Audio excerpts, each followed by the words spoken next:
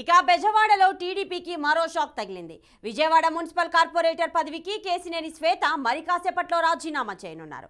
ఇవాళ municipal corporation ఆఫీస్కు వెళ్లి తన కార్పొరేటర్ పదవికి రాజీనామా చేసి ఆమోదింప చేసుకుంటారని కేసినేని నాని సన్నిహితులు వెల్లడించారు. అనంతరం టీడీపీ ప్రాథమిక సభ్యత్వానికి కూడా కేసినేని శ్వేత రాజీనామా చేయనున్నారు.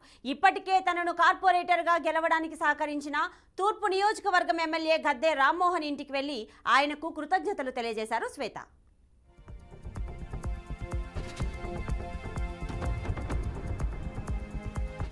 ఇక ఇదే అంశం గురించి పూర్తి సమాచారం మా ప్రతినిధి శ్రీనివాస్ అందిస్తారు. శ్రీనివాస్, చెప్పండి. సో కేసినేని శ్వేత ఇవాళ రాజీనామా చేయనున్నట్లుగా తెలుస్తోంది. మీ దగ్గర ఉన్న డీటెయిల్స్ ఏంటి? కొన్ని కీలక పరిణామాలు అయితే చోటు చేసుకున్న పరిస్థితి కనిపిస్తుంది.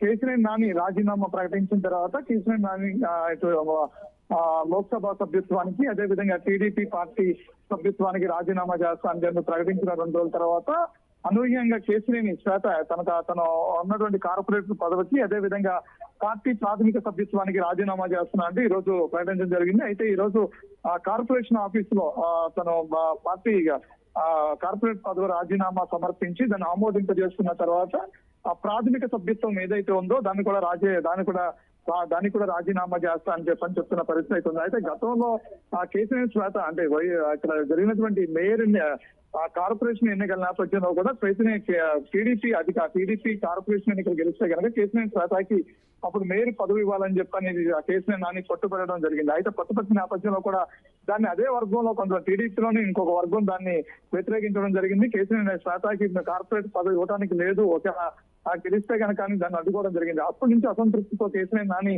పార్టీలో కొనసాగుతున్నారు. అయితే విజయవాడ పార్లమెంటు ఆయన పార్లమెంటరీ అతను ఆయన ఉన్నప్పటికీ కూడా ఆయనతో పాటు విజయవాడ పార్టీలో ఉన్న టీడీపీ పార్టీలో ఉన్న కీలక నేతలతో కూడా ఆయనకి సమస్యత లేదు. పలుమార్లు పంచాయతీలు కూడా జరిగినటువంటి పరిస్థితి ఉంది. అయితే ఈ నేపథ్యంలోనే కేసినేని నానికి మరోసారి ఎదురు దెబ్బ తగలటం, తిరువూరులో జరిగినటువంటి రసాభాస ఏదైతే ఉందో దాని తర్వాత కేసినేని నానికి అధిష్టానం నుంచి ఒక స్పష్టమైనటువంటి క్లారిటీ ఇవ్వడం, కేసినేని చిన్నిని 2024 ఎంపీ అభ్యర్థిగా ప్రకటించడంతో పాటు ఇప్పుడు ఉన్నటువంటి పరిస్థితుల్లో కేసినేని నాని పార్టీలో కొనసాగలేను కాబట్టి నేను అధిష్టానానికి నా సేవలు అవసరం లేనప్పుడు నేను అవసరం ఉన్నప్పుడు రాజీనామా చేసి నేను వెళ్ళిపోతానని చెప్పిన నేపథ్యం అయితే కనిపిస్తుంది. ఆ నేపథ్యంలోనే తన కుటుంబంలో ఉన్నటువంటి ఇంకొక వ్యక్తి అయినటువంటి శ్వేతను కూడా రాజీనామా చేయించి పార్టీకి అదే విధంగా ఆ పదవులు కూడా దూరంగా ఉండాలని డిసైడ్ అయినట్టు తెలుస్తుంది. కేసినేని శ్వేత 10:30 గంటలకే మేయర్ ఛాంబర్ లో రాజీనామా పత్రాన్ని సమర్పిస్తారని తెలిసింది. అయితే ఇప్పుడు వరకు కేసినేని శ్వేత తమ గద్దె రామ్మోహన్ అదే విధంగా మాజీ